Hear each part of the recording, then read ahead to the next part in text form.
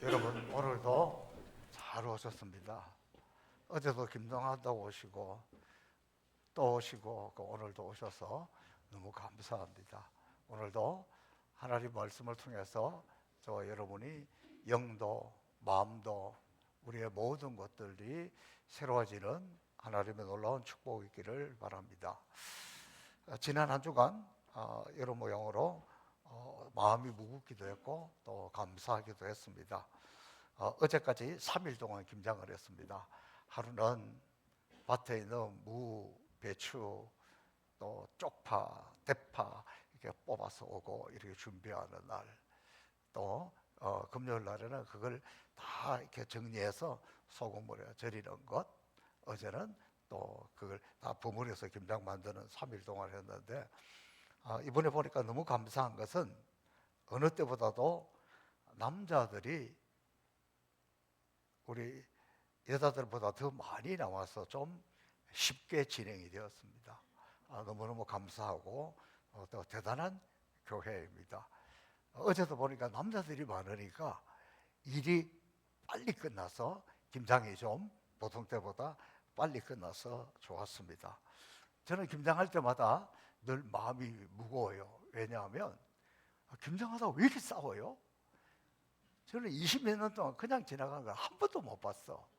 뭐 젓갈이 많다, 뭐 색깔이 빨갛다, 묽었다, 배추가 살았다, 죽었다. 아이고 주여.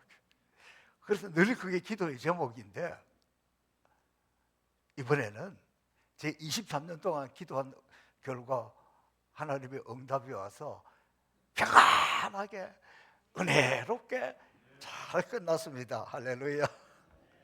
그리고 첫날에는 우리 최정용 윤성희 권사님 가정에서 수고하시는 분들 점심을 대접해 드렸고, 어제는 우리 한상동 임선희 권사님 가정에서 고기, 수육 이런 것들을 해와서 제공해 주셨고, 또 떡집하는 장가순 집사님이 시루떡을 뜨끈뜨끈하게 해서 또 아침부터 맛있게 먹었고, 우리 성원자께서 권사께서 가래떡을 뽑아와가지고 또 갈 때도 좀 서로 나누어서 그렇게 갔습니다. 저도 열심히 커피를 끓여서 드렸습니다. 제가 하면서 느낀 거는 세상에 교회 김장을 하면서 이렇게 조금도 아니잖아요. 몇백 포기를 하면서 다 농사한 걸 가져와서 성도들이, 장로님들부터 남자들이 앞장서서 때마다 또 뭐 바카스도 가져오고 뭐 떡도 가져오고 다 가져오고 막 이렇게 해서 하는 교회 있습니까? 저는 아직 못 봤어요. 그 자체가 감동입니다. 저는 추수감사절을 기다리면서 우리 성도들이 이번에는 김장하면서 하나님이 좀 감동시키지 않았을까? 하나님이 우리를 보시면서 야, 멋있다. 세상에 이런 교회가 또 있을까? 이런 봉사, 이런 믿음 처음 봤다. 그러지 않았을까 싶습니다. 여러분, 백화점에서도 마트에 가서도 고객을 감동시키면 물건이 팔려요. 우리 믿음의 세계에서는 주님을 감동시키면, 주님이 감동이 되시면 응답도 즉각, 치유도 즉각, 이런 하나님의 역사가 나타납니다. 오늘 이 본문에 등장한 백부장도 예수님을 감동시킨 사람입니다. 무엇이 주님을 감동시켰는지 오늘 우리가 살펴보면서 우리도 주님을 감동시킬 수 있으면 좋겠습니다. 로마의 백부장이라고 하면 당시 세계에서 가장 유명한 군인이요, 세계를 지배하는 최고의 권력을 가지고 있는 로마의 군대 장교입니다. 이 로마 백부장이 예수님을 찾아왔습니다. 그가 예수님을 찾아온 이유는 6절에서 설명하고 있는데 다시 한번 읽어보겠습니다. 시작.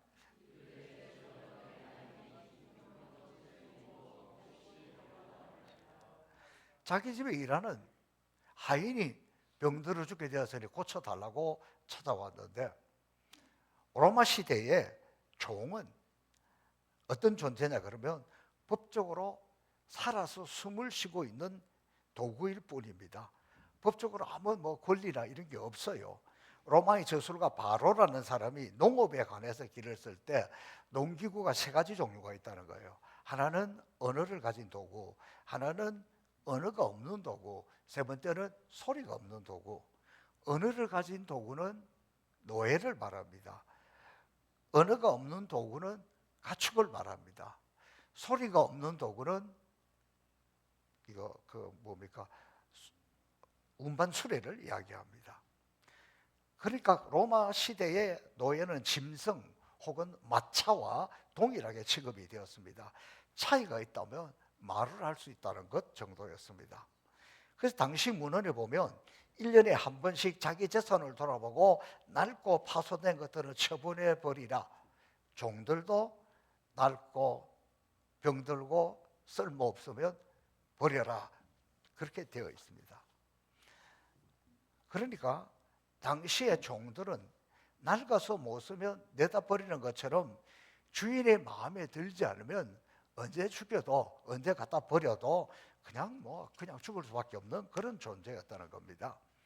자, 그런데 지금 하인이 중풍병으로 누워 있는데 그냥 상식적으로라면 이 종은 갖다 버려야 되는데 오늘 이 백부장은 그렇지 않았다는 거예요. 이 종을 단지 농사에 필요한 도구 정도로 생각하지 않았다는 거예요. 그를 인격적으로 여기며 소중히 사랑했다는 것입니다. 자기 휘하에 있는 군사도 아니고 그냥 노예일 뿐인데 이 종을 사랑했습니다. 중풍병은 옛날이나 지금이나 참 힘들게 하는 병이고, 그리고 그 옛날에는 오늘날처럼 치료하는 약이 없었습니다.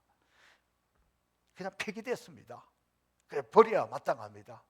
그러나 이 백부장은 그 노예 때문에 마음 아파하고 불쌍히 여겼습니다. 자기의 종이 중풍병으로 누워서 괴로워하는 모습을 보면서 자기가 할 수 있는 최선을 다했습니다. 온갖 좋은 약을 다 구했을 것이고 유명한 의사들 다 모셔다가 했지만 아무런 효험이 없었고, 이제 마지막으로 예수님 앞으로 데리고 온 것이지요. 근데 이 모습에서 주님은 감동을 받았습니다. 주님이 감동을 받으니까 바로 응답이 와요. 7절에 그 응답을 한번 읽어보겠습니다. 시작. 내가 가서 고쳐주리라. 그러니까 이 백부장이 너무 또 감동이 돼가지고 8절, 9절 이렇게 설명을 하고 있습니다. 한번 읽어보겠습니다. 시작.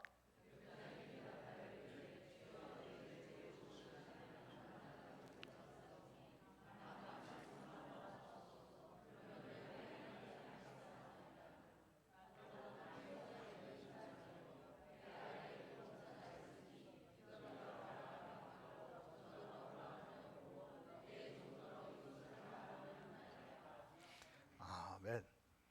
아주 기가 막힌 고백이고 감동입니다. 주님이 이걸 듣고 놀랐습니다. 옛날 성경에는 기이 여겼다 그랬는데 이 말이 무슨 말이냐면 기가 막히게 감동받았다는 거예요. 어쩌면 이럴 수가 있을까? 주님이 감동하시니까 바로 10절에서는 이렇게 말씀하고 있습니다. 시작.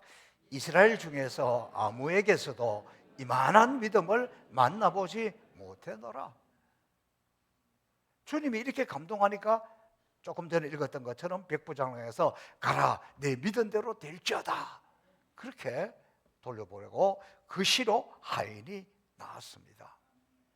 이 놀라운 모습을 보면서 우리는 주님을 감동시킨 이 백부장의 모습을 좀 더 자세히 살펴보면, 첫 번째, 이 백부장은 불쌍히 여기는 마음, 긍휼히 여기는 마음이 있었습니다. 백부장은 자기가 데리고 있는 종을 사랑했습니다. 누가복음 7장에 보면 오늘 이 본문하고 똑같은 기록이 나와 있는데 그 2절에 보면 사랑하는 이 종을 사랑하는 내 종을 이렇게 표현하고 있습니다. 이 사랑하는 이 형용사는 엔티모스라는 단어를 쓰고 있는데 존중받는 소중한 뜻이라는 거예요. 사랑한다는 것은 존중이 여기고 소중히 여기는 겁니다. 진짜 사랑하는 사람은 존중이 여기고 소중하게 생각합니다. 내가 너를 사랑한다 그래서 막 함부로 하는 거 그거 아니에요. 어떻게 한다고? 존중이 여기고 소중하게 여기는 것. 그래서 당시에 백부장임에도 불구하고 그 지역의 최고 살인관임에도 불구하고 아주 그만하고 함부로 말하는 대부분의 사람들이 그럼에도 불구하고 이 사람은 늘 겸손한 마음으로 섬기는, 그리고 물건이 아니라 한 인격체로 존중하며 소중히 여기고 있는 그런 사람인 것을 볼 수 있습니다.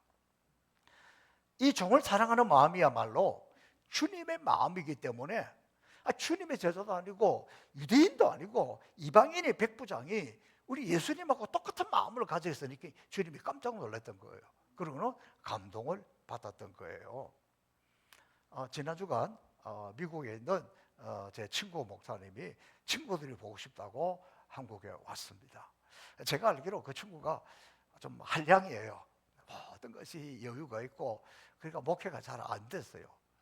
지금은 미국에서도 저 산악지대 옐로우드라는 유명한 관광지가 있는 그곳에 한적한 곳에 가서 목회를 하고 있어요. 전에 같으면 한국 나오는 거 꿈도 못 꿀 텐데 친구들이 보고 싶다고 와서 이렇게 만났습니다. 어떻게 이렇게 되었을까 이야기하는데 보니까 그 사모님이 미국에서 시골 교회는 교인이 별로 없어요. 그런데 뭐 큰 할 일도 없고 여러 가지도 어렵고 자기가 옛날부터 재봉틀을 잘 다루는 기술이 있어서 그곳에 가서 가만히 보니까 야, 미국에는요 옷 수선집에 가서 옷을 맡기면 바지 단 하나 줄이는데 2주간에서 3주간 걸린다는 거예요. 그러니까 한국 사람이잖아요. 근데 이 양반이 가가지고 가져오면 바로 해주고 막 많이 밀리면 내일 오세요. 금방 소문이 나가지고 속된 말로 막 정신없이 바쁜데 남편은 도와주지도 않고 아무튼 그렇게 정신없이 바쁜데 돈을 많이 모았어요. 그래서 이번에는 자기가 와서 한국에 와서 동기들 만나도 친구들 만나도 자기 남편에게 카드를 줘서 다 결제하고 해서 좀 기가 사는 것 같다. 근데 내가 밥 살 때는 그 팀은 내가 샀다니까. 아무튼 그래도 그렇게 이렇게 바느질 해가지고 좀 지금 잘 살고 있다 그런 이야기예요. 이 재봉틀을 우리는 지금 많이 안 쓰잖아요. 근데 우리가 우간다에도 뉴호프 처치 거기는 재봉틀 사서 살기도 해준 그런 기억이 있습니다. 이것을 발견한 사람은 싱거라는 사람이 물론 그전에도 재봉틀 형태가 있었는데 가정용 재봉틀을 발명하게 된 것은 동기가 있습니다. 이 싱크라는 사람이 병 때문에 집에 누워서 지내고 있습니다. 그러니까 그 집안 살려면 더 어려워졌겠죠. 부인이 남편 대신 일하는데 너무 힘들게 살아가는 모습, 그 부인이 싹 바느질을 했다는 거예요. 그렇게 가정을 꾸려나가고 있었습니다. 그래서 이 싱크는 그 아내에게 늘 미안한 마음이 있었고 어느 날부터는 내가 어떻게 하면 우리 아내를 도울 수 있을까라는 이것저것 방법을 생각하고 기도하면서 연구를 거듭 했는데 그러다가 결국 이분이 이렇게 발명한 것이 가정에서 사용할 수 있는 실용적 가정용 이 재봉틀을 발명하게 되었고 그것이 인기를 얻어서 많은 돈도 벌게 되었고 또 해보게 되었다라는 일화가 있습니다. 아내를 사랑하고 도우는 아름다운 마음이 훌륭한 발명품을 만들었다. 저를 포함해서 모든 남편들이요 어떻게 해야 아내를 편하게 알고 어떻게 해야 아내를 도와주고 눈 좀 크게 뜨세요. 왜 다 눈을 지그시 감고 계셔? 그러면 하나님이 은혜를 주신다. 틀림없이 남편들이 이렇게 잘하려고 하면 그 가정은 하나님의 축복의 가정이 된다는 것을 저는 확신합니다. 여러분, 이렇게 사랑은 기적을 낳습니다. 사랑은 기적을 낳습니다. 시작. 그렇습니다. 남을 사랑하는 것이 자기 자신을 사랑하시고 아내를 사랑하고 남편을 사랑하는 것이 자기 몸을 사랑하는 것이고 그런 사람이 하나님의 복을 받는다. 오늘 이 백부장은 중풍 걸린 하인, 종, 버림에도 마땅하고 그를 자기 가족이나 자식처럼 생각하면서 함께 주님께로 데리고 왔다는 것. 사랑은 함께 아파하고 고통을 나누는 것. 여기에 주님의 기적, 주님의 능력이 임하는 것을 체험하게 된다는 것입니다. 지난 주간 우리는 고 김동일 지사님 장례를 치루었습니다. 저는 장례를 치르면서 우리 성도들이 참으로 우리 김동일 지사를 위해서 열심히 기도하고 또 정말 사랑했다는 것을 느꼈습니다. 저도 얼마나 마음이 무너져 내리는지 몰라요. 2부 예배 마치고 나면 성도들이 인사하고 나가기 전에 막 안수기도 해줬는데 힘이 들었지만 그걸 또 못한다고 생각하니까 얼마나 마음이 짠한지 모르겠습니다. 모두가 마음이 아파하고 애통해하면서도 우리는 그가 천국에 갔다는 것은 또 하나님 우편에 앉아서 영원히 주와 더불어 지낸다는 것 때문에 위로를 받았습니다. 지난 수요일 점심시간 좀 입관 예배를 드리는데 평일날 낮에 30명 이상이 예배에 참여했습니다. 오늘날 그렇게 쉽지 않습니다. 저는 그 모습을 보면서 그것도 남성교회 회원들, 장로님들이 많이 오셨는데 너무 감사했고 이것이 사랑이구나. 그리고 또 그 교육 식구들을 중심으로 해서 한 번만 갔다 온 것이 아니라 3일 내내 2번, 3번씩 위로하고 격려하고 그랬습니다. 그것도 그 집안 사람들이요 얼마나 유교적으로 모든 걸 하는지 아주 우리는 가서 숨 쉴 틈도 없어 가가지고 눈치 보면서 조심스럽게 눈치 보면서 예배드리고 그러면서도 우리 성도들이 그렇게 하는 것을 보면서 이게 진정한 교회 아닙니까? 이게 사랑이 아니고 무엇이겠습니까? 사랑이 없는 믿음은 진정한 믿음이 아닙니다. 제가 이걸 보면서 또 감사한 것은 서로 사랑하는 거예요. 부인 강효진 집사께서 오늘 못 나오셨는데 우리 성도들이 너무 감사해서 식사 대접을 하고 싶다. 근데 뭐 어제는 김장하느라고 바쁘고 마침 다음 주일이 추수감사절이니까 추수감사절에 그 집에서 이렇게 잔치를 베풀겠다 그렇겠습니다. 저는 이런 것이 진짜 교회예요. 교회가 이렇게 사랑하고 서로 마음을 나누고 같이 함께하는 것.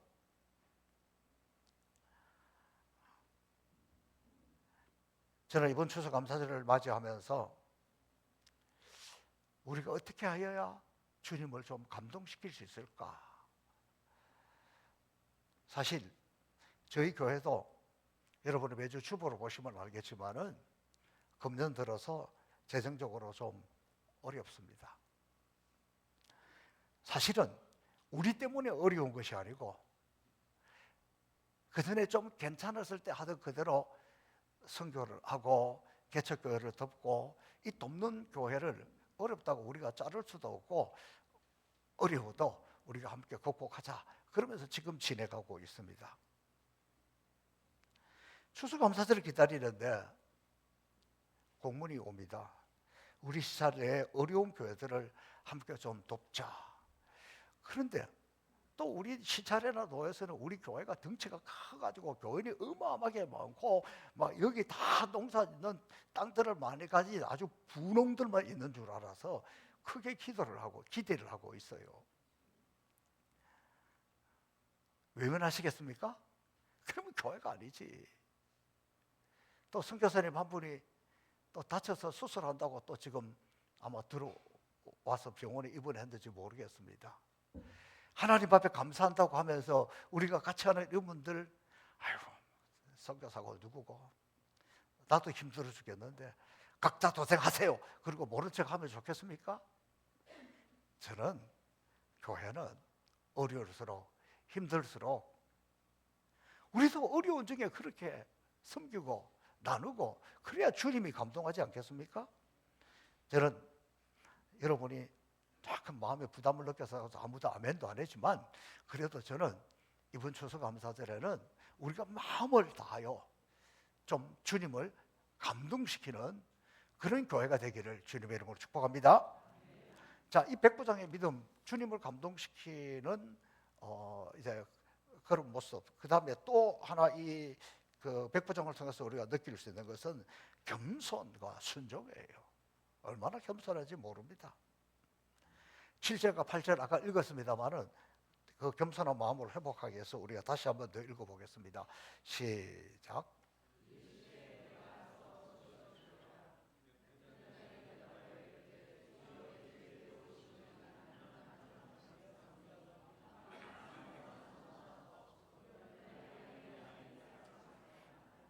아멘. 이 겸손하고 순종하는 모습 한번 좀 보십시오. 얼마나 기가 막히지 않습니까?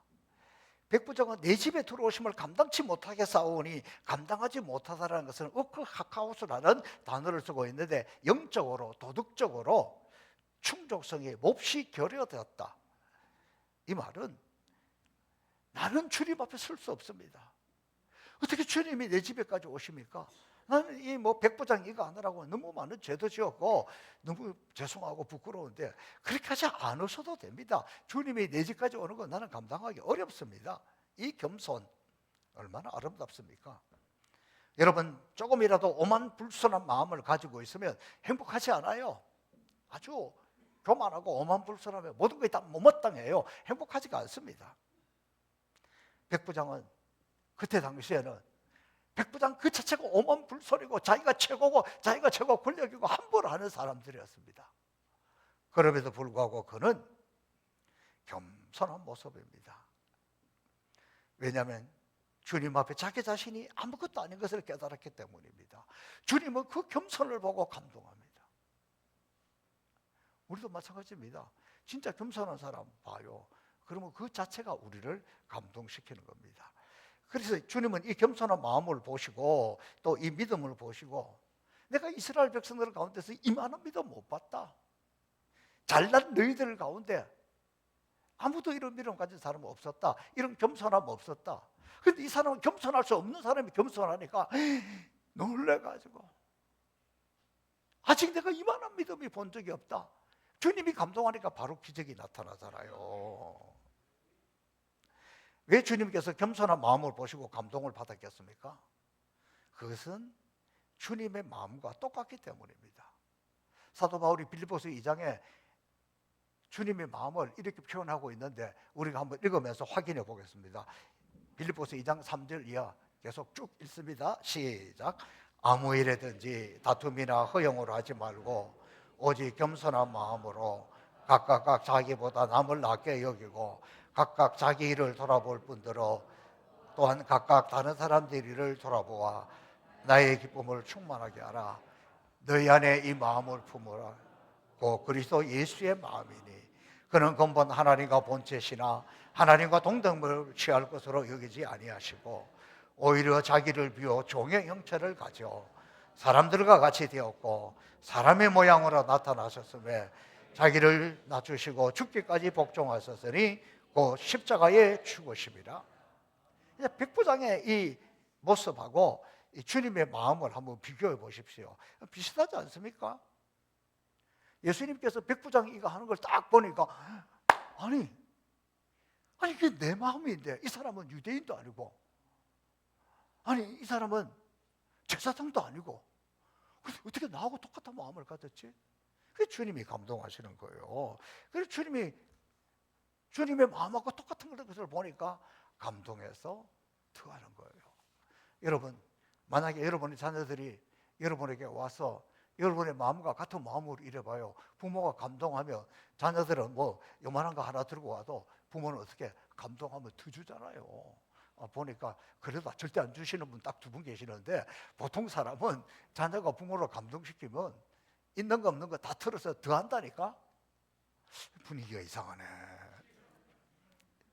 그렇기 때문에 여러분 교만한 마음이 있으면 주님 앞에서는 불편해요. 아무리 잘난 척해도 하나님 앞에 딱 서면 하나님 앞에 안 서니까 그런 짓을 하지 불편해요.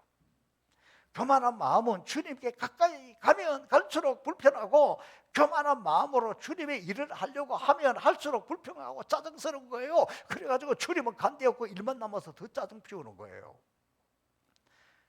교만한 마음은 교회 안에서도 불편합니다. 자기만 불편하는 것이 아니라 보는 다른 모든 사람도 불편하게 합니다. 왜냐하면 주님이 원하는 마음이 아니기 때문에 그래요.